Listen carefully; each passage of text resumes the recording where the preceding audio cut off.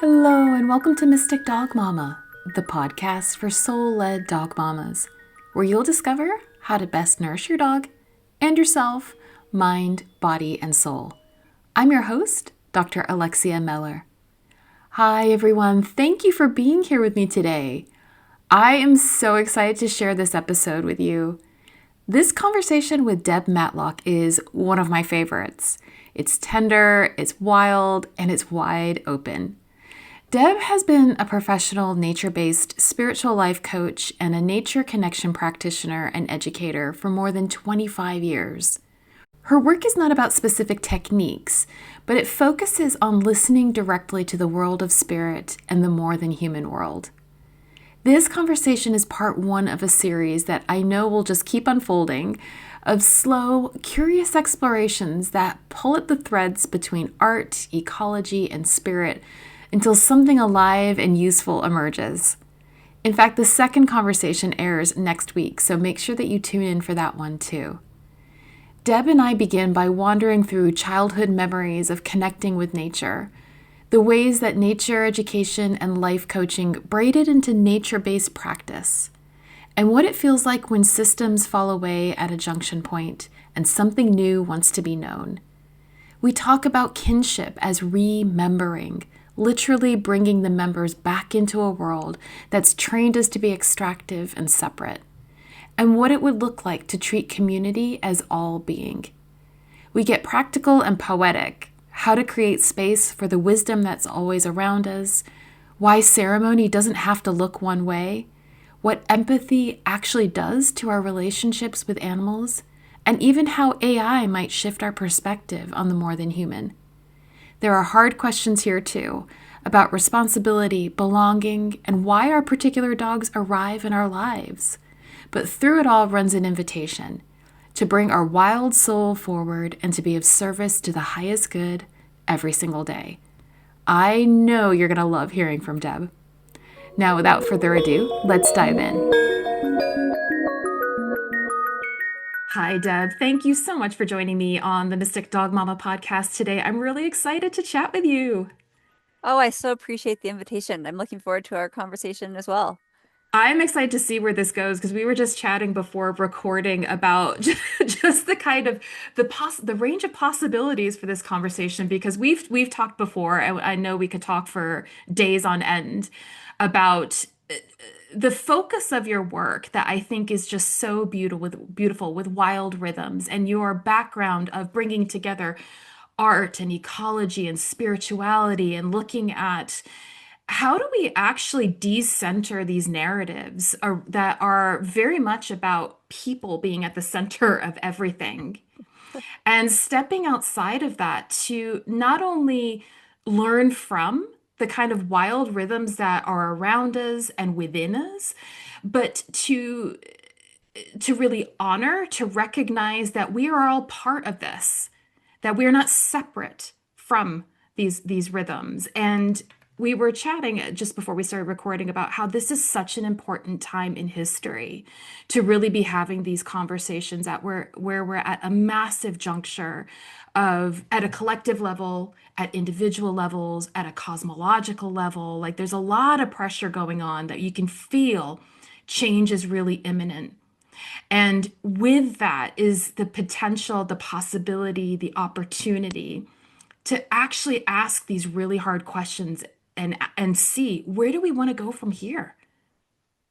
Yeah. Oh, I love how you framed that because I think that's exactly it. We're at a place of upheaval, of change, of expanding awareness, of systems falling away. Um, and what's going to be left is what we create. So it's not really like there's going to be, I don't think there's like a stopping point. Okay, everything's calm now. We hit that place. It's going to be kind of falling apart as we create what's next. And I think it is an exciting time, to think of what is the role of the human and what does community mean? Community oftentimes is used just to talk about other humans. But my question is, what if we really were to put into the language, the modern Western language, that community is all beings, period. End of story. And all community-wide decisions are made with humans and more than humans considered. All community-wide challenges and opportunities are met with full awareness that it's not just humans that are going to be impacted by something. And I feel like that can be a way of living in our daily lives as individuals, and it can be a way of looking at the world globally as a, you know, a human family. We could decide to say, let's look at this. And of course, a lot of people do, a lot of cultures do, and then a lot of them don't. And a lot of us did in our previous cultures, and then, time has gone on. So it's not like it's a foreign concept to anybody, really. It's just more like what's relevant today and how can we access that in a way that is creative going forward. 100%. 100%. So I'm curious if you could maybe give a little bit of a background of how you have come to the work that you're doing now and understanding as well that it's not ending, right? And it's constantly evolving. But I'm wondering if you could kind of guide us in the experiences and the thought process and the feelings and the emergence that have come through from when you first started getting into this line of work and how it's shifted now. I'd have to say it started as a child, and simply as, an elementary school kid. My best friend was my dog, Jenny. And, so for my very early formative years, I didn't see my sense of community or family only being human. And, I also lived in a home where, it was emphasized to be respectful of my dog. And, so she was, so our relationship was actually very safe and very loving. And, she would, play with me. She would babysit me. She was a collie. She would herd me off of the sidewalk towards the house if I was heading towards the street. She would um, lay in bed at night till I fell asleep and then go join my parents. And what I learned through all of that is, first of all, that I didn't know that there was a separation between, species being able to communicate with each other because she and I just did. And it's not the same way that necessarily you and I are talking right now, but in sometimes I kind of sort of was, like we just were so in tune that it was kind of like I moved from that space into teenage years and young adult years where I was getting the larger cultural messages that, well, that's nuts. You can't do that. Humans and dogs don't talk, and they aren't, yeah, they're family members, but not the same way that humans are. And, all the messages started laying over and over and over on top.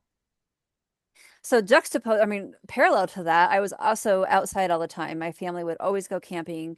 My most of my childhood memories are outside. Even in, I grew up in Colorado, even in like feet of snow, multiple feet of snow, my memories are still outside, building snow caves and snow, creatures and rolling around in the, making funny shapes in the snow and then getting really cold and running back in, but then going back out as soon as possible.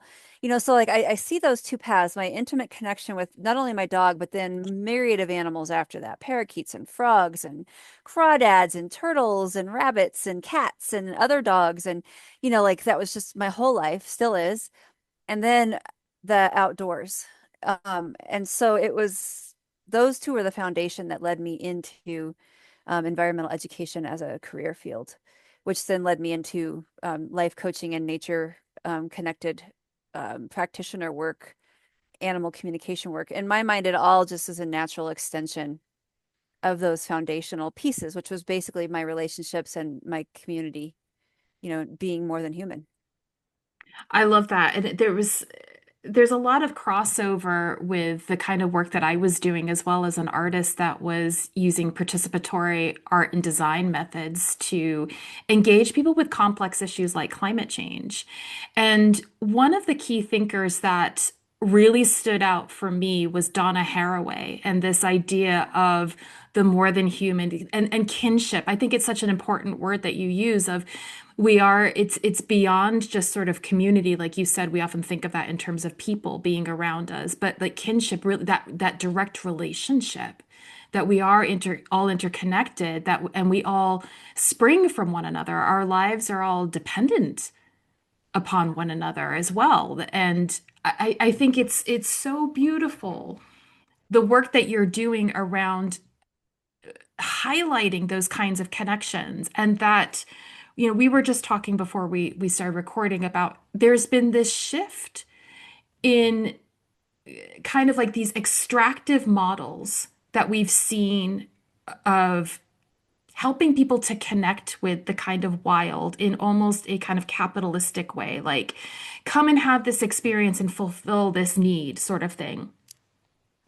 But the way that I understand your work is very much based in kinship of actually this remembering on multiple levels, that remembering at a kind of cognitive spiritual level as well, but also of bringing back together the members of the family and understanding that kind of real intimate connection where it's not about having a nice weekend away, going on a nice retreat, but it's truly about that deep connection to who we truly are. I wonder what your thoughts were on Yeah. that.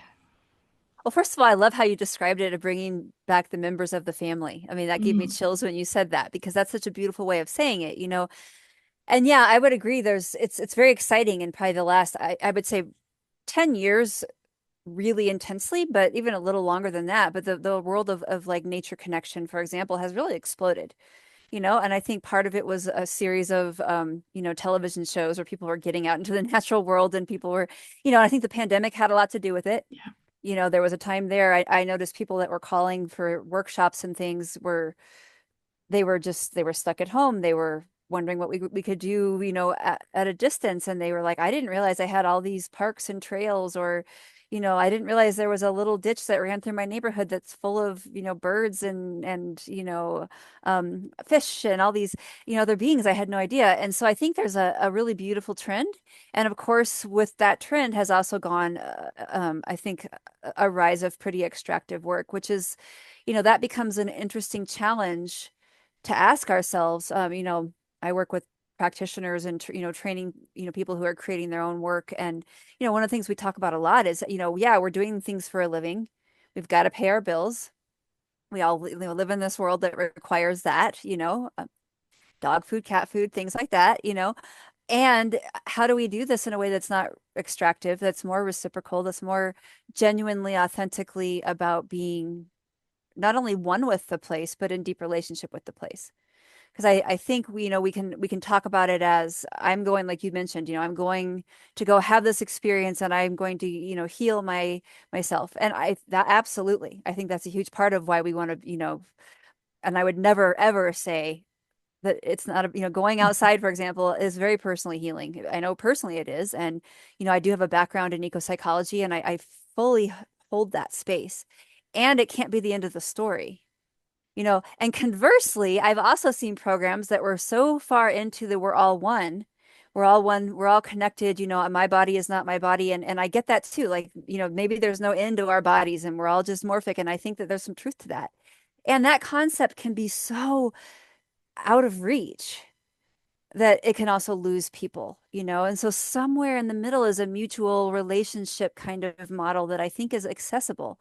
And it's accessible to us because it's what we do with each other, with our companion animals, with our house plants, with the places where we live. It's what we do naturally every day as beings on this earth is we seek for mutually reciprocal, rewarding, engaging, life-giving relationships, you know. And I think that yeah. there's a place there that is a really exciting place to focus. So what does that look like in practice for you? I mean, it kind of depends on what's happening. I mean, I personally work with people one-on-one. I do public workshops. I do long, many month-long practitioner trainings where we really dig into that. But I think the biggest way to answer that is that we each as individuals have to figure that out for ourselves. So if I'm working with a group of people and we're doing like, say, a field-based workshop, a big part of my job is to create the space and the opportunity and the container of the workshop for the people themselves to go out and find their organic, authentic way of relating to the place where we are. It's not about me saying, here's the one way you go do this. And if you go sit by the tree and you count to 6 and you do this and that, you're going to have this amazing, authentic experience. You know, like, no, it's probably not going to work that way, you know? And if there anybody like me, I'm going to be like, seriously? Like that's, I mean, I would probably have this little resistance to someone telling me what to do like that, you know? You know, but instead it's like, how do we create the space to be open, to the world around us being honestly our primary teacher, our primary guide, and I feel like my job working in those, as a nature connection practitioner and guide is to know when to get out of the way, create the space, create the container, have the skill set to do the different activities and facilitation and debrief and all the things. And then also know when I need to step back and shut my mouth and let the land and the person, really engage, or the animal and the person, whatever the circumstance might be. I love that you say that because I think that's something that is, it's almost like the toxic side of some of like the holistic practices, the kind of holistic places that we're in, this idea that ceremony needs to look a certain way or you're meant to have a particular kind of experience to me it's another layer of what I see a lot with pet parents that I work with, where there's this giving over of agency and as well as this fear of not doing it right, not doing it good enough. It's playing into the shame, the kind of collective and personal shame that we all carry, and the kind of the deep wounds that to me go well beyond our individual family structures. Like you said, those are certainly at play and those are certainly valid. But I think it's tapping into some of the deeper wounds that we carry as humans that have become on some level separate from nature, right? And that we're kind of feeling that. Go ahead. Oh, I love how you said that. I think I do a lot of work with people around the more than human world and communication with the more than human world. And what I find more often than not is exactly precisely what you just described. I feel like everybody does this. Everybody communicates across species lines all the time, whether we know it or not, whether we want to or not, we're doing it. It's because we live in this world together. But I find when people really feel it in their heart and they want to develop this, or get more comfortable with it, or have more faith in what they feel like is their experience, there is oftentimes like an onion of peeling layers of yeah, it can start with, the single voice in their life that was like, oh, that's silly, but it goes all the way to cultural and beyond levels of the kind of where our human experience, how it's evolved. And, in a very simplified way, I think, post-industrial revolution, it was very convenient for us to stop looking at the world as an animate, engaged community, and honestly, even today, it is still very inconvenient in a lot of places for us to stop and say, wait a second. What if we don't want to do this or that or the other in our larger, world this certain way? What if we were to consider the perspectives, possibly to the best of our abilities as humans, to consider the perspectives? What if we were to allow more empathy and a little bit more of a taking ourselves out of this is what I want right now, and instead looking over here? I mean, that is such a big question that I hold in my heart. I think on the one hand, the answers are easy, and on the other hand, the answers are extremely complicated. And on the one hand, I feel like I can live into that question today and make decisions today. And on the other hand, I feel like I'm going to go to my grave. And if I get to have a bunch more years and I'm conscious at the end, I'm going to lay there and go, I still don't get it.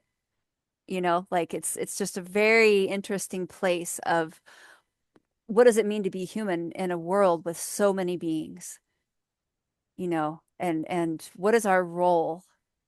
Because every being has roles. So what is ours? And are we fulfilling it?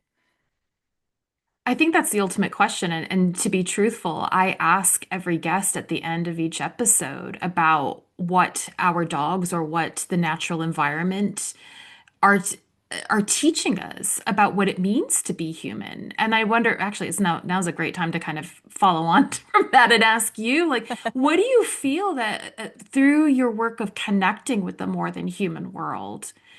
And if you want to kind of expand upon what that means for you as well. What do you feel like we are being asked or challenged, or what does the more than human world see our role in this wider evolution? Because it's not just the human evolution, like Gaia is evolving, everything is evolving. And so while we might be conscious of it at a particular level, I am convinced that everything else is conscious of it at other levels as well. And I wonder what your experience and your thoughts and your wisdom are on what we are being tasked with as humans. What is our role in all of this? I mean, that's the million-dollar question, right? I think, yeah, I mean, the first part of your question was kind of, I think if I understood you, was kind of how I sort of would interpret the more than human world. Hmm. And, that phrase, more than human world, to my knowledge, came from David Abrams in a book called Spell of the Sensuous. I think that's the first place I've heard of it showing up. Um, so I want to credit that place. It's also taken off. It's a really useful phrase, because before that it was like more than humans, non-humans. It was like very still, Yes. and it was also it would still allow for that place of putting humans above. Humans and non-humans still kind of centers humans because it's like we get our own category and everybody else doesn't. So more than human, some people criticize it, saying that it lowers humans. I like it because I feel like we spend a lot of time at the top of pyramids in our perceptions and in our interactions and in the way the world is crafted. So I like that if it does move us kind of down a couple notches to a more equal playing field. And when I say more than human world, I mean literally every plant, bird, tree, rock, piece of soil, river, ocean, mountain, like it's all of life that isn't a human. And so I would love, this would be a fun conversation to have with like a whole group of people. What are all the ways people describe this? Because, and I have had it with people, and it is fun to talk about it, because, everybody has a little bit of a different take on it. Just like people have a different take on what is nature, what is that? It means when we get into talking about it, it gets a lot more interesting than just, oh, it's outside. Um, but I think the role of the human in my mind is something that I'm certainly not going to answer and say that's the role of the human. I think the role of the human is to work with being in that mystery of, how do we exercise our humanness in a multi-voiced, multi-specied, very animate, very engaged world in a way that is not profoundly destructive to every being around us, while also recognizing that no being can live without taking other beings of some kind, plant, animal, insect, whatever, you know. I mean, I love my robins in the backyard, and I don't think the earthworms are having the same experience, right? I see this and I love the earthworms too, but I'm not going to go out there and shoo the robin away. I'll just let it happen, and so I think we have the opportunity with the way that our brains are developed, and it would be I think it would be ignorant to say that we don't have a huge impact. Humans have a massive impact, and we have some amazing opportunities as well. I think from what I can tell, one of the things that we really do, and maybe differently than a lot of other species, is we build on each other. Like I'm working on a writing project right now, and some of the quotes, resources are from people that are long gone. I'm building on their work, and when I'm gone, maybe somebody will build on mine. And I think to some degree this probably happens in other species, but it's blatantly obvious in our species. So while yes, we all start out needing to learn to walk and to feed ourselves and to, figure out how to like reach for the doorknob or whatever it is we're trying to do. We all have to do those things. But we're also all starting on a playing field where, kids today are born with psychology understandings that they didn't know when I was born, and I mean, we're building on ourselves. And so I feel like there's a beautiful opportunity and responsibility in that space to to say, all right, we have all kinds of knowledge and innovation, and we can either put it to looking at harmony, sustainability, compassion, empathy, or we can put it over here and say, how can I make the most money? How can I take care of me right now? And that is to me, when what's the role of the human? I think our role is to stand in that place and say to ourselves and in our soul, what decision am I going to make right now? And what do I need to do to put myself in that position of self-transcendence such that I do care more about the world around me than necessarily all of my own interests every second of every day. And that's simple too. Obviously, if we're hungry or thirsty, we got to take care of that. But I'm talking on a more philosophical level. I love that. And I would echo a lot of that. And I love too that you raised about being within the mystery and really embracing that. And I think that that is one of the core things that we as humans have the ability to, and the gift or the curse to navigate as well, is being conscious of that mystery. And so what do we do with that? And how do we become better versions of ourselves within that? And it's a very hard space to be in, especially I would say like in the West where we are very uncomfortable with uncertainty. And we also have these pressures, like I was saying, of getting it all right. And not to say that other cultures don't, but speaking from the experience of being a Westerner, of the kind of baggage that we carry around all of that. And yet it's the very thing that we're being called to really navigate. Yeah, and I think that navigation of that mystery, at least I can speak from my own experience, it requires a lot of humbleness. Mhm. It requires a full-on willingness to be like, I'm probably never going to know all the answers I really want. I joke, but it's not really a joke, but I have a joke that I have a list for when it's my time to move back to spirit. I have a whole list that I want somebody to answer for me.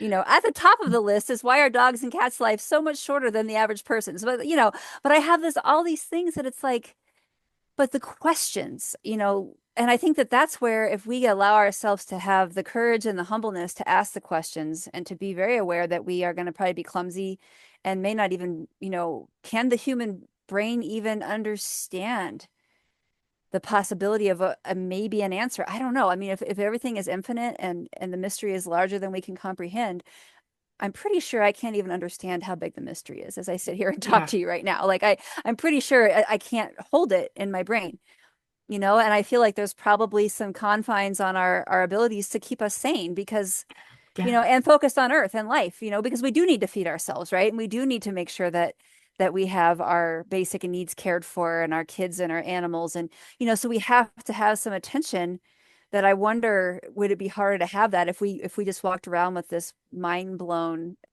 sense of Hmm. infinite mystery? I don't know. I probably would lose my mind trying to do that. So I think there's a balance between not wanting somebody else to answer the questions, being willing to walk the journey, kind of take the journey of curiosity. And that to me is where I know the natural world and the animals in my life, I feel like that's where I learned the most about this. I learned the most about what it might mean to be human from all the beings that I share my daily life with, whether it's my dog, my cat, you know, the tree outside my window, the squirrel that is always on the back fence running around doing, like we are all together on this massive earth in this massive infinite universe. There's just a little bit of us that are here together every day, all day long. And so that's where my question is. It's like, what is our role here together? And in that big mystery, why are we all together? With so many cats and dogs, why are the ones that we each have the ones that are in our lives? Um, that part of it gives me actually, it kind of calms me down to be in that space because Hmm. otherwise I think the drama and the stress and the chaos of life and the suffering and the angst and all the things would be all consuming if I couldn't also say, okay, but I also don't understand everything. It doesn't mean I'm gonna walk by if somebody's abusing their dog. There's no way I'm gonna stop and interject, and that's gonna be a big scene, right? But it also doesn't mean that I understand the whole mystery around everything. And I think that that's an important place. At least I know for myself, it keeps me from getting too much into my I have all the answers mindset, um, which is a comfortable thing. It'd be really nice to have all the answers. I wish I could just be satisfied with, a book of the answers and not question anything. Oh, I love that. But I agree with you. I think that we are meant to live in the eternal questions. And I don't know that there is, I would love all the answers, but I don't even know that there is an answer. I don't know that there is that kind of like one thing that we are eventually that is eventually revealed to us. I mean, I think a lot of different spiritual teachings, and for me to kind of preface it, I think the craziness of what is going on right now has, for me, asked me to return to a lot of the teachings that I have held as guides or different forms of truth throughout my own experiences, in order to sort of feel through again, like, is that still resonant? What have I outgrown? What is capital T truth? Is there, and I think a lot of us are doing that when you see this kind of paradox, and you can feel so powerless with all of the bad things, to like generally label them, that are going on in the world. And Yeah. how do you navigate that, and how do you make sense of this world, and how do you also, to your point, not get swallowed up by it, so that you then are totally incapable of making any kind of change. And I think one of the things that has been ringing true for me is something that I actually take from Kabbalah and Kabbalistic wisdom, of this idea of, really, the question that we are asking is to the creator, is, how can I become more like you? How do I expand this vessel that is very earthbound, that is very much in the material, having to navigate all of the 3D experiences? How can I expand it so that I can both receive more of the light of the creator, to bring that light of the creator into the world? That's how we make the change, is to become the vehicle for the light. And that, to me, this is just my personal thing, Yeah. has been so powerful, because it's the question I can start my day off with. And it becomes evident in how I'm making my coffee, how I'm engaging with Lucky, the kinds of work opportunities I'm choosing to undertake, the way that I'm engaging with my neighbors. Like, it can be that very practical kind of thing, as well as knowing that the more light that we bring into the world, that is exponential. It goes out. When we know, like, if you're kind to somebody, they are then kind to somebody else and somebody else and somebody else, right? Like, that's how the change is made. I wonder what your reflections are on the various things that are informing your way of being with it, with those questions. I love what you just described. Like I feel like that's what you just put words around is one of my own with different words, but one of my personal practices is to basically start each day and just to the wildness of the universe. Please use me today for the Mm, highest good, mhm. with my full recognition that with my little human brain and my little human ego and all my human needs, I'm probably not going to necessarily know what the highest good is in every situation. So please guide me, because it's a possibility of me missing it. And I feel like that is a very similar when you were describing that, I could 100%. sort of feel that feeling of just, how do I step into that place? And in my mind, I think it's how do I bring that wild soul part of me that a lot of times I think modern Western culture doesn't really want us in our wild places, because we're powerful, we're fierce. That's in my mind anyway. When I think of my own wild part of myself, it's the part that is a little less interested in a bunch of hullabaloo, for the family friendly version of the word that I was going to use there. Like, it's the part of me it's just going to has a vision for things and wants to do it a certain way, not necessarily the way that somebody else might want me to do it.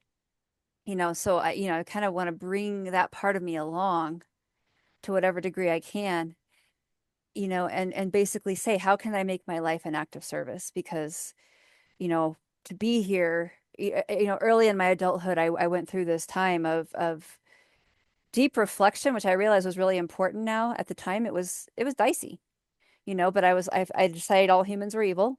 I was like 19, because what we were doing to animals and the earth. And I had to reconcile being one of these people.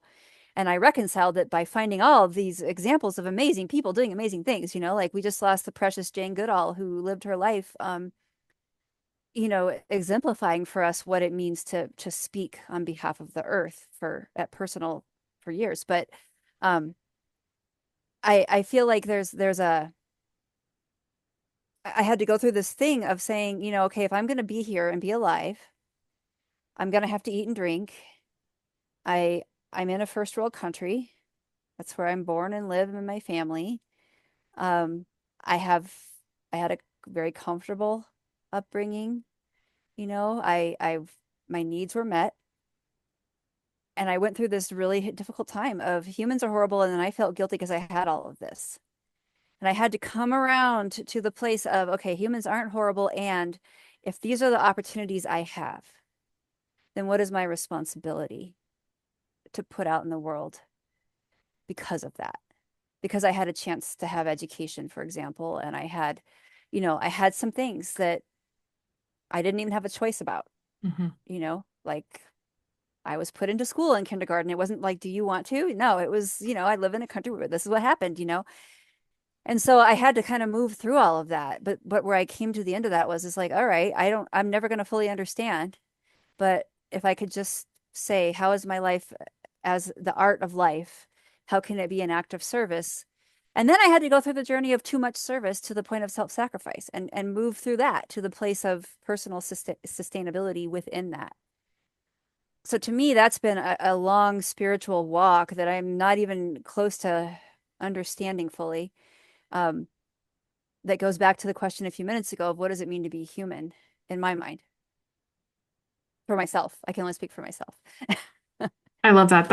It's so beautiful. And I don't expect you to have any one answer. I don't think there is any one answer, but I think they're important questions to be asking as we take action. Because like you said, we have an incredible impact.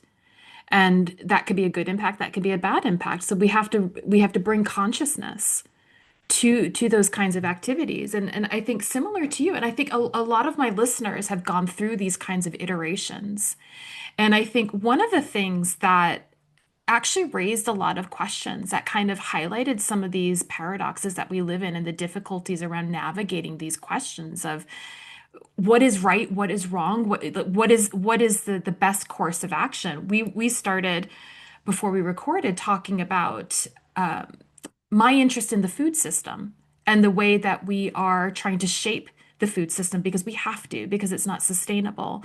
But as somebody with a background and practicing professionally canine nutrition and understanding what a species appropriate diet actually is for these beings that we have brought into our homes and we are responsible for, to have a facultative carnivore who thrives on animal protein, and so what is the best thing when we're making a decision? What's the best thing for a carnivore?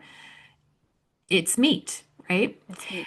So, Yeah, and having compassion for that animal.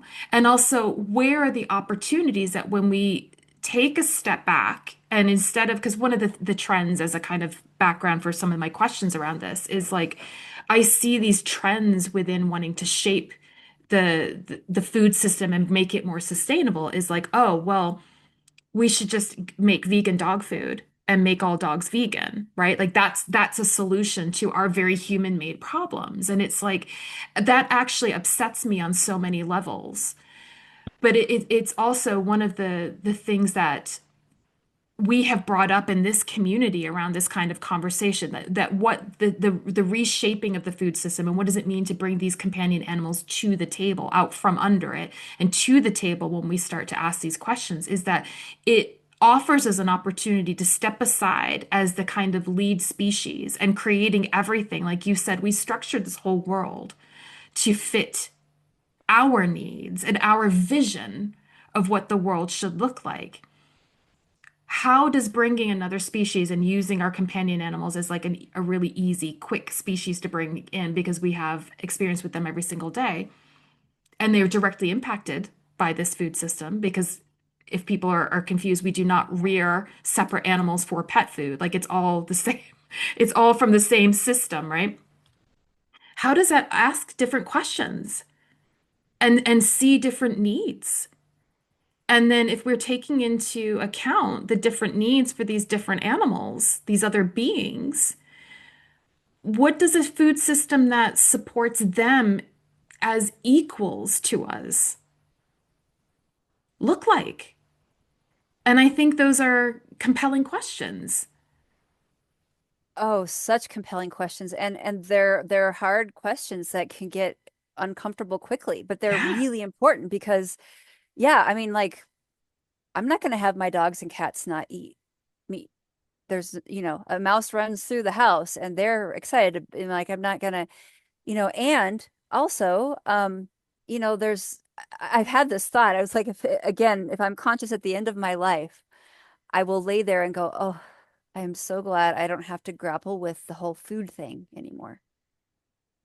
Because this is an area in my own journey where I have gone from vegan, I've been a vegetarian to my body craving, some meat and seeking out companies. And then I find a company like there's a bison company in South Dakota that they conserve mass amounts of grassland. They have this very ethical approach. The animals live this incredible life, and what they're creating is habitat for so many others, and they're never transported or put in a feedlot. I mean, like their whole vision is so beautiful. And at the heart of it is bison meat, and to sit and grapple with this, but also to know I have lived with so many animals that I absolutely know their need and desire. And I love what you're saying. Like, how do we not remove ourselves from the responsibility down the chain of what's ending up in our homes and on our tables and on our plates and on the plates of our animal companions? How can we responsibly look at that whole cycle, but also be real about it? And that's a question I often have, and I can get frustrated. I've seen some incredibly unhealthy animals that were, you know,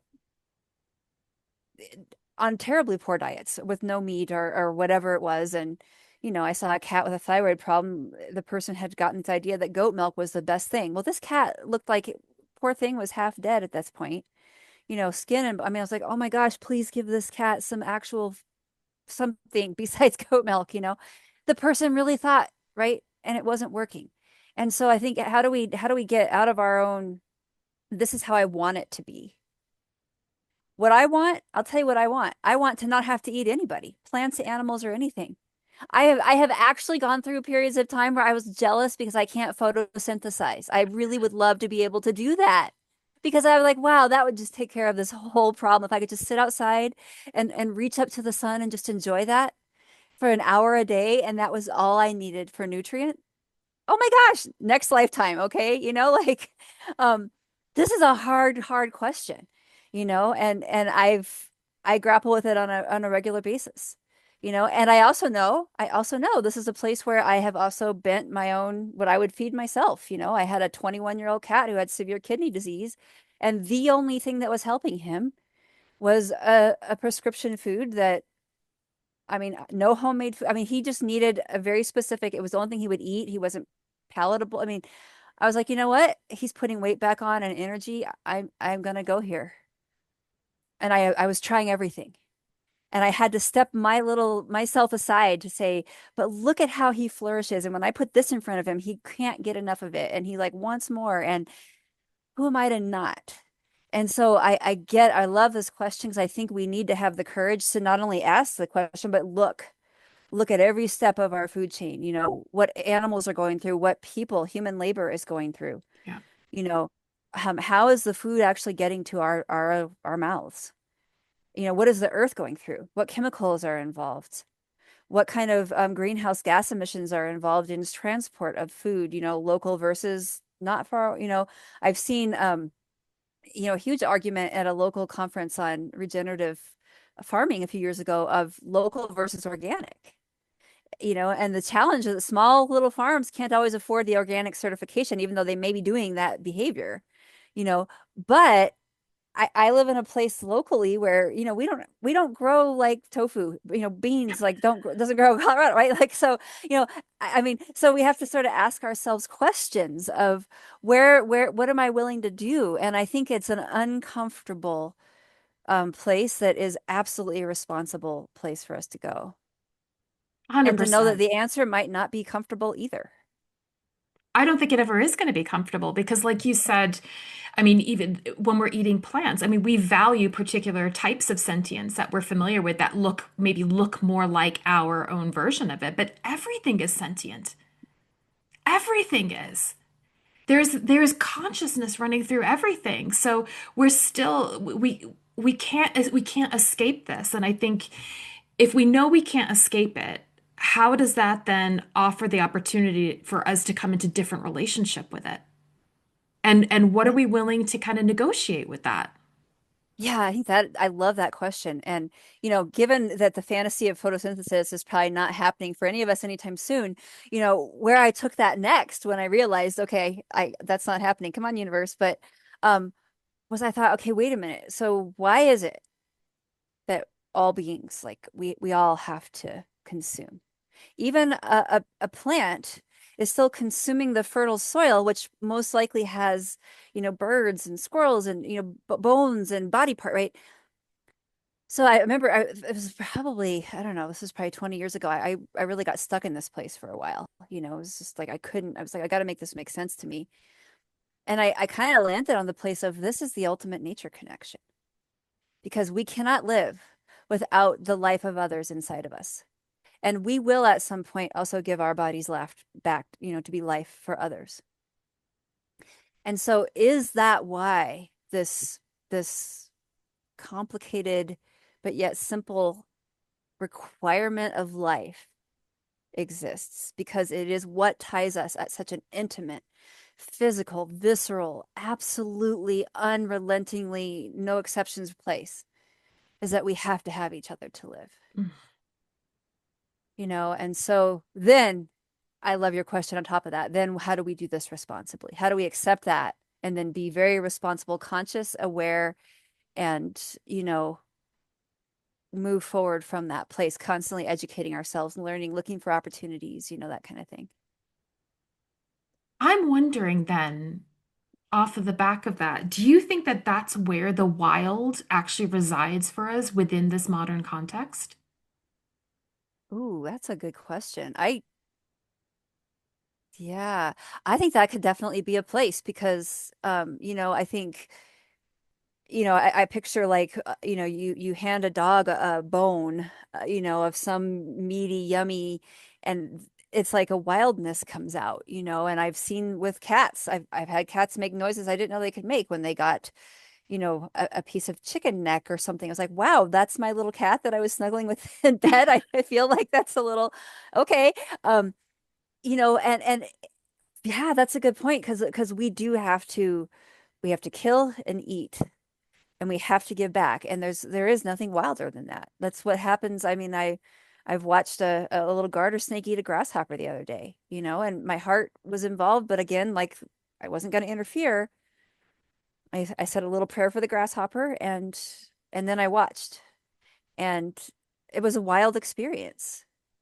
And I think maybe part of our, going back to your food question, part of our experience as humans, especially in the Western world, is that removal from our food process, and whether or not we could go out and hunt or harvest or grow ourselves, that's one part of the equation. But the other part of the equation is if we just can understand it and see it and know what happens, I think that even would be a step better in the right direction, because then we would have that awareness of, oh, actually, this was an animal that had, eyes and a nose, and, or this was a beautiful garden of plants that suddenly are now in my, pot here. And um, yeah, I think I'm going off on that wildness question. I'm going to be thinking about Mm. that long after this podcast now. And that's a beautiful question because I think you're exactly right. Well, I think it occurs to me because again, going back to that sort of extractive model and very like what I mean, this is me and my own projections, but what I often see at this sort of capitalistic approach to finding our inner wild, like come on a goddess retreat. Those things are fantastic. But what are we seeking? And you and I have talked before about being cut off from our own indigenous roots as part of a diaspora, right? And again, going back to the West, where that's a very common occurrence. And we often turn to native traditions because we're seeking something. We're seeking a connection to something deeper. And so then there's an industry that has cropped up around this because there is a need to reconnect. And I always sort of wonder, again, not having an answer, not necessarily needing an answer, but the question being, what is it that we are seeking? So what is that wild that we are seeking? And how will we know if we've actually connected with it? Yeah. I think that's another really important question because to speak to the industry that's risen up, like you mentioned, that industry is full of a cultural appropriation and things that are really inappropriate because there's this yearning of this void that I think happens when we are severed from our places and our lines, ancestral histories. And that's a whole lot of people on the planet now. So we need to, okay, that may be where it comes from, but we can't romanticize, well, what if that didn't happen? Well, because you know what, it did happen, right? And now the earth needs us all to fall in love. The earth needs us all to connect. We need to sit down where we are and find the stories and the connection and our wildness in those places. And that might mean that we're sitting and looking at a dandelion growing up in a crack in a driveway and we're being in that space. It might mean that we're feeling called to create a little ceremony when we see the first hummingbird that migrates through our garden each year, or whatever it is, and we allow ourselves to move from those places, those inner places, where we can say, okay, this is how I'm feeling right now. This is what I'm excited about. I'm really interested in the light of this time of year, and I'm going to spend extra time, all day long. I'm going to go outside every chance I get and just focus on the light. And I'm just going to let that reach into my soul and into my heart. And then I'm just going to move from that place. I might come back into my next Zoom meeting in a different mood, right? Probably I would, right? Like if I had, I mean, most of us probably would, right? Um, and then, like, how do we know if we ever reach it? I don't know that we ever reach it. I think it's like one of those things. It's like I think of that when I think of my own sense of wild connection and my own wild self and my own understanding of myself as part of the wild world. I feel like every time I think I have a little more understanding, there's more questions. It's like being a naturalist, As soon as I know a little bit about this one bird, I now know 50 other questions about this bird that I didn't even know to ask, right? And I feel like that's kind of how it is when we sort of say, okay, what are my wild rhythms? What is my wild self? How do I want to express that within my life? And it's like, oh, I get it. I get it. When I get into this season, I feel this way, so I'm going to do that. And then you start doing that, and it's like, but now here's 50 other questions. So it's an ongoing journey, and I'm pretty sure, I joke, but I'm serious. I want to die with more questions than answers about that kind of thing because I don't think there's an end to our understanding of ourselves as wild beings, as ecological beings, as spiritual beings living on this earth in this incredibly intimate dance with all of life around us. A dance that without we will not survive. Mhm. We have to have food, water, air. We are part of it. No choice. There is no disconnection. It's a perceived disconnection. Oh, So absolutely. I love that. yeah, Yeah. I'm kind of curious your thoughts when we're talking about more than human. This is totally off on a tangent, but awesome. what you were what you were just talking about made me think. When we talk about more than human, I think as well, from my experience of having studied and practiced hedge witchcraft, which is a nature-based spiritual practice, but it also recognizes the kind of existence of different forms of consciousness than we can necessarily see. So that might be like referred to as fairies or gnomes or sylphs, like the elementals, that kind of a thing. That plays into this sort of tradition. However you want to think about it, but it's basically a recognition of different forms of consciousness. And I'm kind of curious in taking a more than human perspective. How do you think something like the kind of rise, the emergence and the rise and the kind of prevalence of things like AI is shaping and potentially how it's going to continue to shape the way that we understand not only ourselves, but how we're understanding consciousness and how we're understanding the natural world, where you see, like, I mean, it's literally like the past few months, it's just explode. I know it's been around for ages, but in terms of the way that it's come into the collective everyday consciousness in the past, just even few months, just, this past year is insane. I'm wondering, how do we find, again, I guess it's kind of going back to that question as well. How do we find ourselves, the wild within ourselves, within that more than human perspective Yeah. and consciousness too? Oh, I love that question. I mean, I'm not sure that um, I mean, I don't know. I can speak for myself. I don't know that I understand AI enough, but one thing that when I think about AI, and I was a resistant person at the beginning. I'm not a massive AI user. I do have a little bit of experience now. I've done a couple of trainings where I teach college students, and we had a training for faculty on, and it was like, okay, that's interesting. And at the root of all of it is still humans have created it. So I may be naive. I may be very naive here. This section of this podcast might not age well. Who knows? But I feel like there's no way it's going to replace spirit and soul. It can't.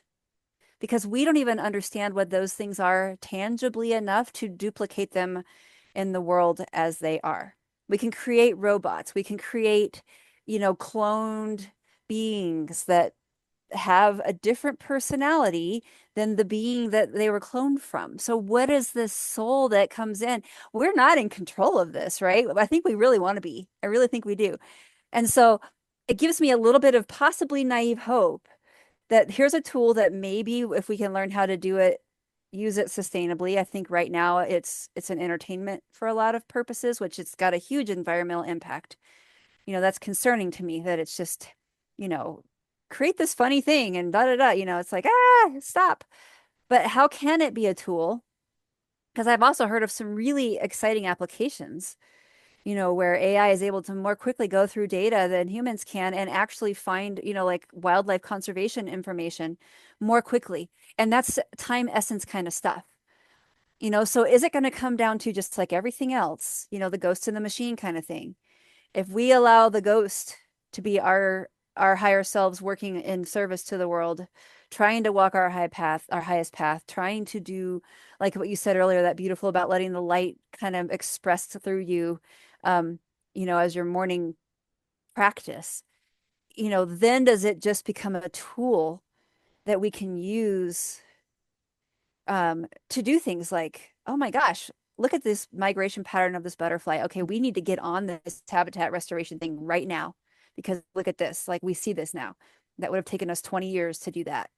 Is that where it can be? And I think there's also some big questions about because I know I saw on my Facebook feed the other day an ad for an AI boyfriend. You could design your boyfriend Oh my gosh. and you could just pick his personality, like how good of a listener and all this stuff. And I, first of all, I was like, why is this in my algorithm? What did I do?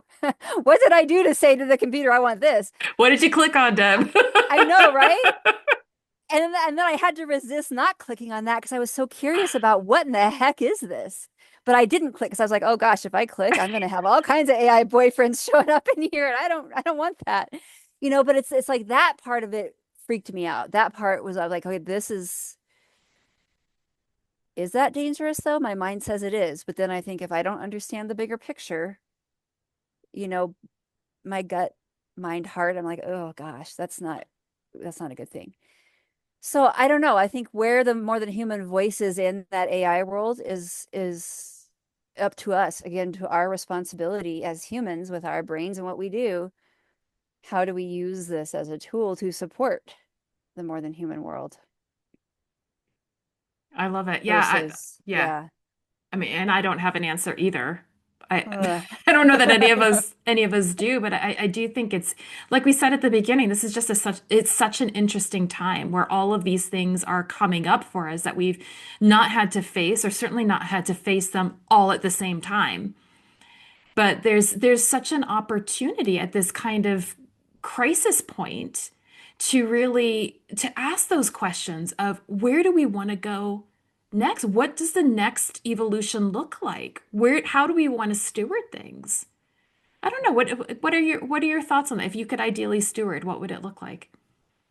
Oh my gosh, the first thing would be that we would have empathy for all beings, just programmed into us. If AI could program that into every human, I would be the first one on board with how cool AI is. Like, yeah, woohoo, let's do that. To literally see with loving hearts all of life. It would change everything. It doesn't change those biological imperatives. It doesn't change the fact that we all have to eat and we all have to die and we all have to do all those things. But I think it would go back to all the different things we talked about today. I think it would change the way we do all those things. It would change the way we produce our food. It would change the way we have animal welfare shelter systems. I mean, for the love of all things holy, if we looked at dogs and cats just differently, we would never do what we do, even in the best shelters. It would be different. And food would not come to our plates through some of the horrific mechanisms that food comes to our plates. And we would have to make some sacrifices on convenience. We would have to do some things. Um, and I think, maybe naively, but deep empathy, deep compassion for all of life. That is where I think going forward, that should be our number one focus point. Because from there, everything else that we do, every decision we make, every idea we have, every medical advance, every art, everything would be rooted in a foundation that was not just human focused. And I actually think that's the perfect answer to what it means to be human. You're gonna make me cry. I'm getting teared up. Yeah, I mean, to me, that's what I feel like the rest of my life, I'm gonna focus on that.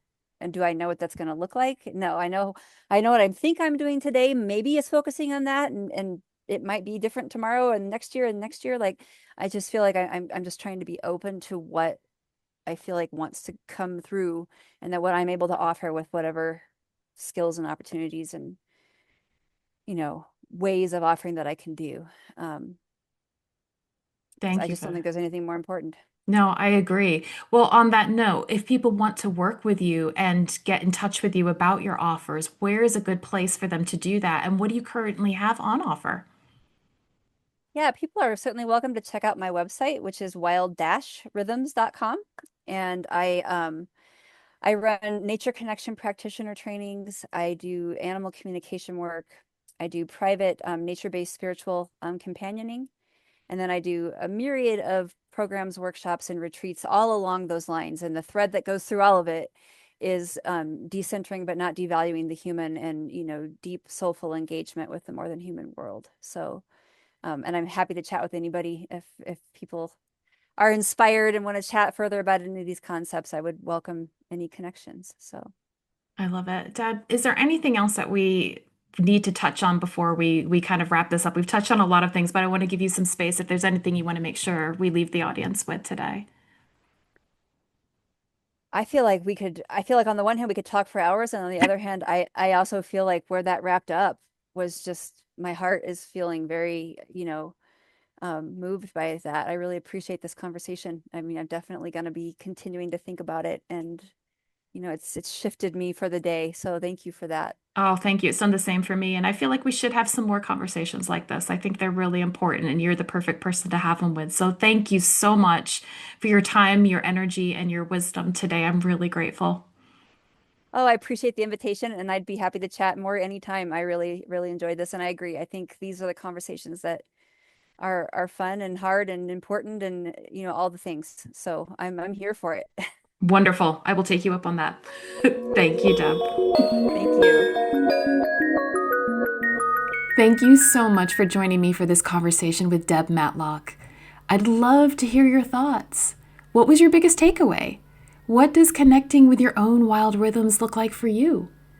Leave me a note in the comments, connect with me on Instagram at Mystic Dog Mama or on mysticdogmama.com. I would love to hear. If you would like to connect with Deb and learn more about her beautiful offerings, please visit her website, wild-rhythms.com, or find her on Instagram at wildrhythms. I've left both of these links in the show notes. And don't forget that part 2 of our conversation is out next week, and we'll be talking about spirit animals, power animals, and soul dogs. And obviously, we'll go on some pretty amazing tangents too. We would love to have you join us for that. If you are enjoying the podcast, I would be so honored and grateful if you would please consider sharing it with a friend, liking it, and subscribing to it. It helps us reach more mystic dog mamas and papas who are looking for community and support. All right, until next time.